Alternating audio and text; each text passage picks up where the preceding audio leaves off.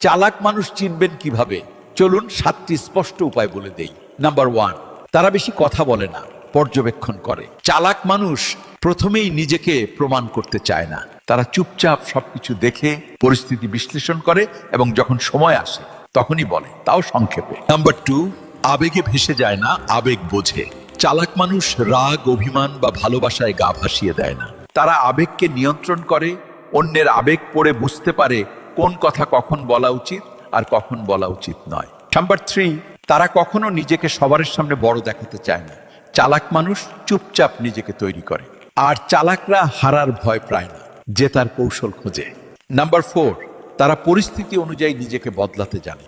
চালাক মানুষ জেদি হয় না, হয় নমনীয়। নাম্বার 5, তারা সকলের বন্ধু হলেও খুব কমজনকেই বিশ্বাস করে।